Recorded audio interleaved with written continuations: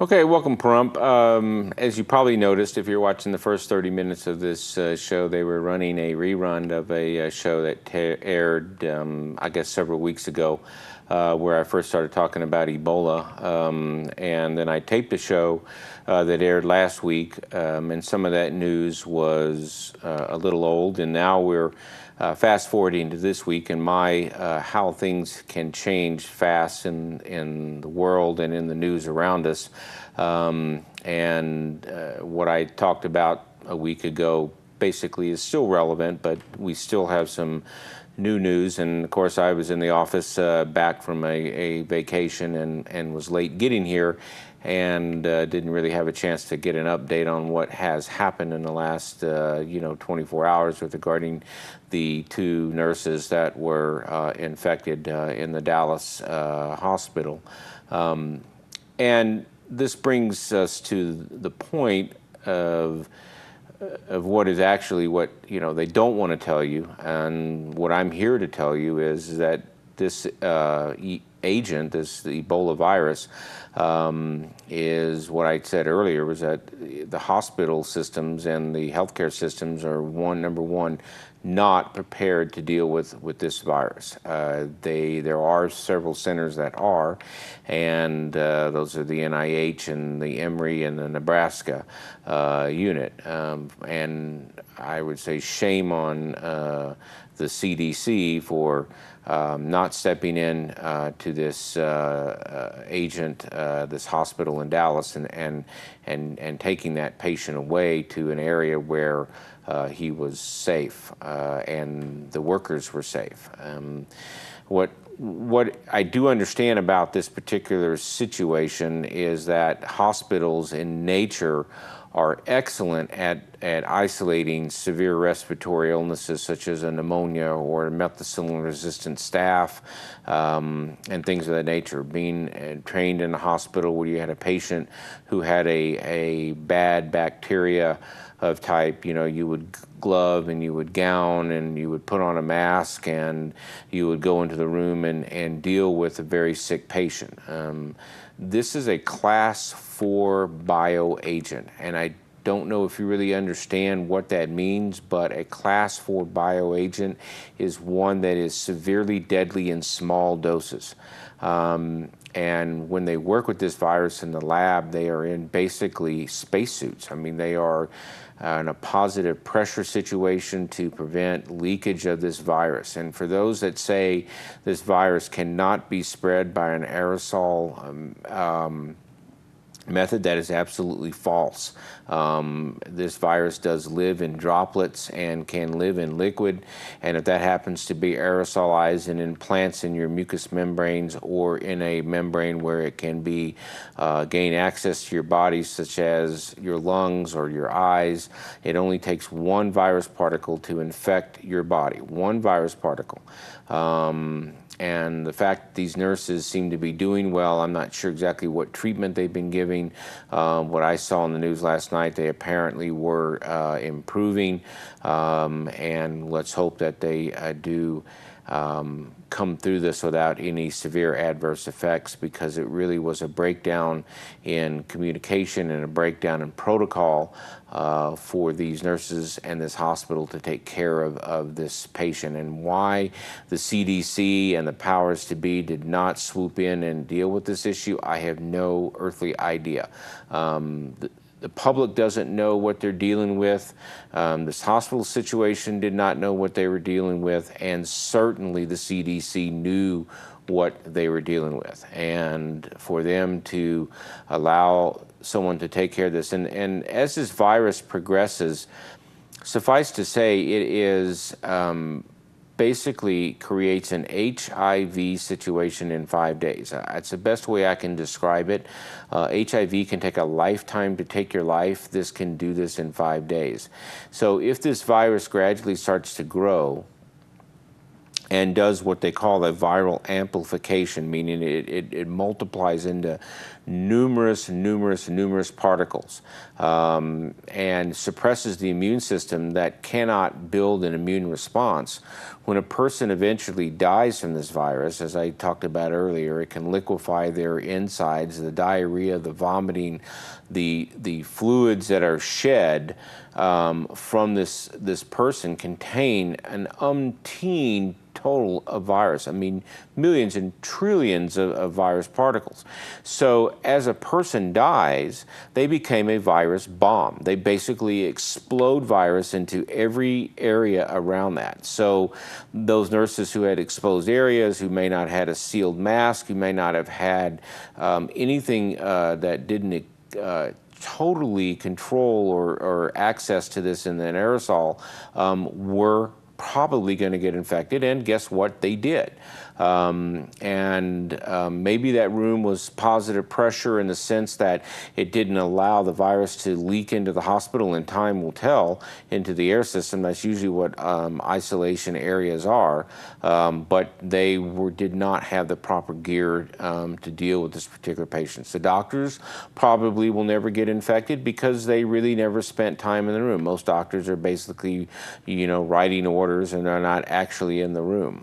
But this is the reason the virus has gone so-called endemic in Africa, is because when the person dies, again, they are loaded with virus particles, and the burial practices in Africa allow family members and other people to be with a dead body, which is basically a petri dish full of viruses. So this is how and why there were so many and such a big outbreak of this virus. And I did read that they were able to control it in Nigeria, and that does give me hope that we will be able to contain the spread of this, and literally they are trying everything they can.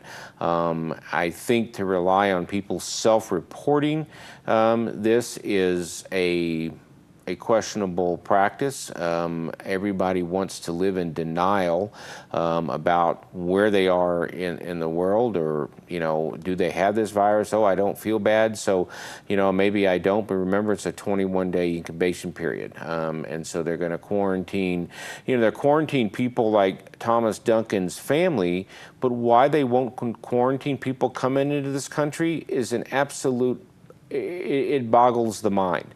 You're in a highly endemic area. If we're not going to have a travel ban, then there should be a safe place. There should be some place where these people are quarantined for 21 days to make sure that they don't have the virus. And Parkland Hospital in Dallas Medical Center, I mean, it's like the Houston Medical Center where I came from. I mean, great things happen there. But you're dealing with a virus that is foreign to this country, and nobody really understands what they're up against except a few people that work with this virus and understand what they're dealing with. And that's where I think there was a huge breakdown in our society and in our hospital systems. And so, and I'm not trying to put panic into the fear, or fear and panic into the people, in this particular area. But the virus can live up to 2 to 3 days in a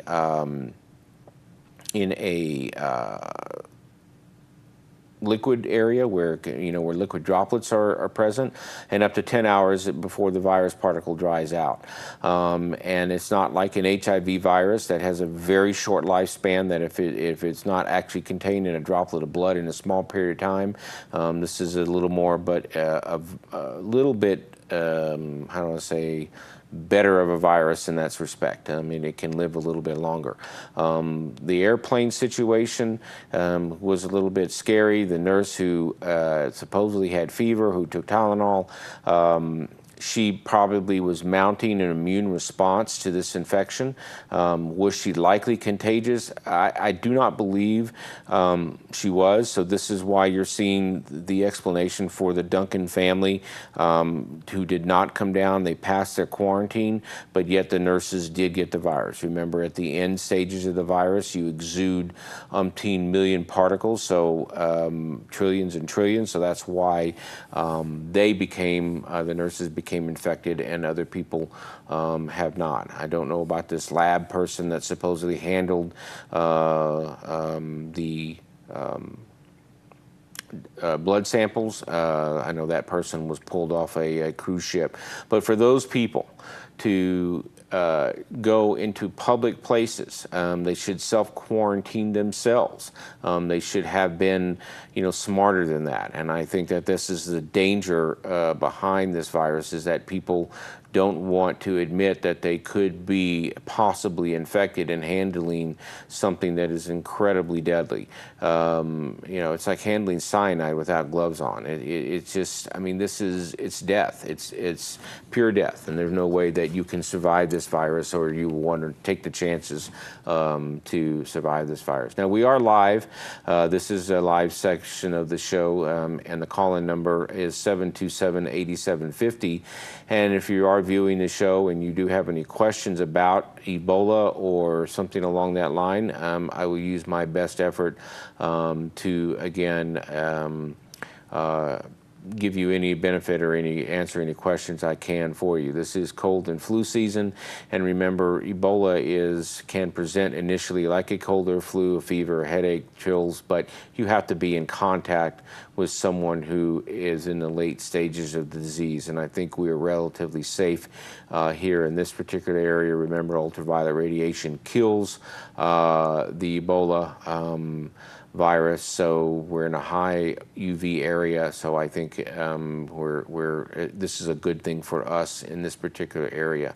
We're going to be taking a break here in a few minutes, and when we come back, I'm going to run through some slides real quick on Ebola, and then I want to talk a little bit about the open enrollment period again. I know I did talk about that on the last show, and I kind of want to give you an idea of go over that stuff again in case you didn't see it on the previous show or you're just tuning in. I would like to review a little bit about open enrollment. As you know, the past few years in this town, there were cars driving up and advertising, join this health plan, join Southwest Medical, join Senior Dimensions, join Healthcare Partners, and I have not seen the flurry of advertisement this year. That's a very interesting issue, and I think I'm starting to see what I talked about earlier, was that the Obamacare has actually kind of starting to overwhelm the system of healthcare. So